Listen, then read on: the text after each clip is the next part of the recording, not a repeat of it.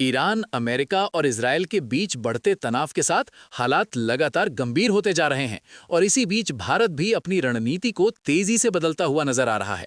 आपको पता ही होगा कि स्ट्रेट ऑफ हॉर्मुज जैसे अहम समुद्री रास्ते को ईरान ने कुछ समय के लिए सीमित कर दिया था। शुरुआत में कुछ भारतीय जहाजों को गुजरने की इजाजत मिली, लेकिन हकीकत यह है कि अब तक सिर्फ 3 जहाज ही सुरक्षित भारत पहुंच पाए हैं। वहीं लगभग 20 से ज्यादा जहाज अब भी उसी क्षेत्र में फंसे हुए हैं और आगे बढ़ने में दिक्कत झेल रहे हैं। इसकी सबसे बड़ी वजह यह बताई जा रही है कि समुद्र में सुरक्षा खतरे मौजूद हैं, जिनकी वजह से जहाजों का आना जाना जोखिम भरा हो गया है। लेकिन इसी बीच भारत ने चुपचाप एक नई रणनीति पर काम किया है, जिसने कई देशों को चौंका दिया है। खबरें हैं कि ईरान अब भारतीय जहाजों के लिए एक वैकल्पिक सुरक्षित मार्ग तैयार कर रहा है, जिससे फंसे हुए जहाजों को बाहर निकाला जा सके।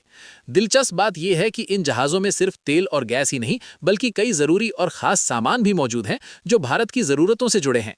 इसके अलावा भारत ने अपनी सप्लाई बनाए रखने के लिए दूसरे देशों से आयात भी तेज कर दिया है। रूस, अफ्रीका, अमेरिका, सऊदी अरब और इराक जैसे देशों से भी अब नए रास्तों के जरिए तेजी से जहाज भारत की ओर बढ़ रहे हैं। कुल मिलाकर जहां एक तरफ कई देश इस तनाव में उलझते जा रहे हैं, वहीं भारत अपनी समझदारी और रणनीति के दम पर हालात को संभालने में जुटा हुआ है। वीडियो आगे बढ़ाने से पहले एक छोटा सा रिक्वेस्ट है।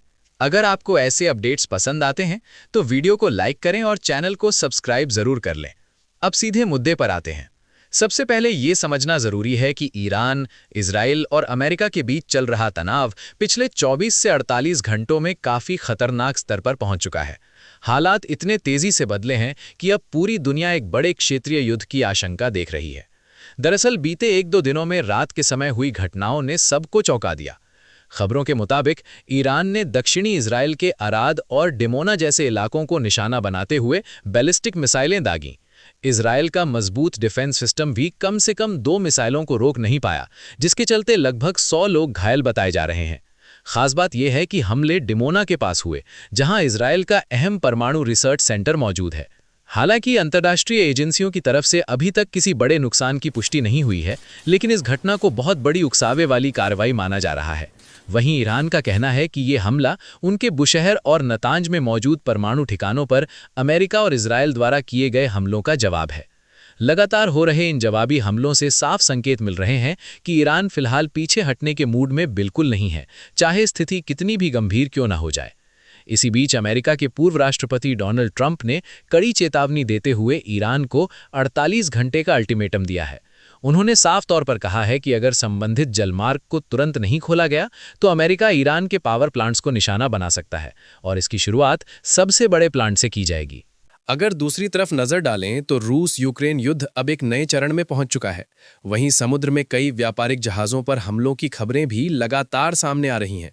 लेकिन दिलचस्प बात यह है कि पिछले 24 से 48 घंटों में हालात इतने ज्यादा तनावपूर्ण होने के बावजूद भी भारत ने खुद को इस टकराव से दूर रखा है। इतना ही नहीं, कुछ देशों ने भारत से मदद की अपील भी की है। फिर भी भारत बेहद सोच समझकर अपनी कूटनीतिक रणनीति के साथ आगे बढ़ रहा है। इसी रणनीति का असर अब दिखने भी लगा है। दरअसल स्ट्रेट ऑफ हॉर्मुज के रास्ते आने वाले भारत के 22 जहाज जो खाड़ी क्षेत्र के आसपास फंसे हुए थे, उन्हें निकालने में भारत को एक बड़ी कामयाबी मिली है। खबर है कि ईरान अब खुद इन जहाज़ों की सुरक्षित वापसी के लिए एक खास कॉरिडोर तैयार कर रहा है। यानी अब भारत के ये सभी 22 जहाज एक सुरक्षित रास्ते के जरिए बिना किसी खतरे के अपने गंतव्य तक पहुंच सकेंगे। सबसे अहम बात यह है कि इन जहाज़ों में सिर्फ तेल और गैस ही नहीं, बल्कि रोज़मर्रा की ज़िंदगी से जुड़ी बेहद ज़रूरी चीज़ें भी मौजूद हैं। रिपोर्ट्स के मुताबिक इन 22 जहाज़ों में से 3 कंटेनर शिप्स ऐसे हैं जिनमें बड़ी मात्रा में खाने पीने का सामान जैसे पैक्ड फूड, फल, डेयरी प्रोडक्ट्स और FMCG आइटम लोड हैं, जो भारत और खाड़ी देशों की सप्लाई चेन के लिए काफ़ी महत्वपूर्ण है। इसके अलावा 2 बड़े बल्क कैरियर जहाज़ों में अनाज, दालें और पशुओं के चारे जैसी ज़रूरी चीज़ें भरी हुई हैं। वहीं एक केमिकल टैंकर में इंडस्ट्रियल केमिकल्स और उर्वरक बनाने के लिए ज़रूरी कच्चा माल लदा हुआ है, जो खेती और उद्योग दोनों के लिए बेहद ज़रूरी है। यानी साफ तौर पर समझा जा सकता है कि ये मामला सिर्फ ईंधन तक सीमित नहीं है, बल्कि आम लोगों की रोज़मर्रा की ज़रूरतों और उनकी थाली तक पहुंचने वाली सप्लाई भी इस पूरे संकट में दांव पर लगी हुई है। अगर पूरे कार्गो का डिटेल में विश्लेषण करें तो कुल 22 जहाज़ों में से 6 LPG टैंकर हैं, जिनमें लगभग 3 लाख टन गैस भरी हुई है।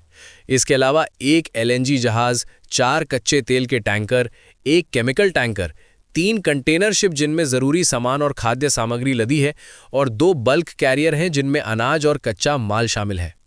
अहम बात यह है कि रिपोर्ट्स के मुताबिक खाड़ी देशों की करीब 70% खाद्य आपूर्ति इसी समुद्री रास्ते पर निर्भर करती है। ऐसे में इन कंटेनर और बल्क जहाज़ों का फंस जाना सीधे खाने पीने की सप्लाई को प्रभावित कर रहा है। यही कारण है कि कई देशों को अब महंगे एयरलिफ्ट या दूसरे वैकल्पिक रास्तों का सहारा लेना पड़ रहा है। लेकिन भारत के लिए स्थिति अभी भी चुनौतीपूर्ण बनी हुई है। अगर सबसे ज़रूरी खाने पीने की चीज़ों की बात करें तो भारत को सबसे बड़ा झटका हींग यानी असाफेटिडा की सप्लाई में लगा है। ये मुख्य रूप से ईरान और अफगानिस्तान से होकर खाड़ी क्षेत्र के जरिए भारत पहुंचती थी। हाल की रिपोर्ट्स बताती हैं कि भारत हर साल लगभग 1200 से 1500 टन हींग आयात करता है और इसका बड़ा हिस्सा इसी रूट से आता था। लेकिन स्ट्रेट ऑफ हॉर्मुज में बने हालात के बाद ये सप्लाई लगभग ठप हो गई है। अब बाजार में इसकी कीमतें 5% से 15% तक बढ़ चुकी हैं और कई जगह नकली हींग भी बिकने लगी है। इसका सीधा असर फूड इंडस्ट्री पर पड़ रहा है, खासकर पापड़, नमकीन और रेडी टू ईट प्रोडक्ट्स पर।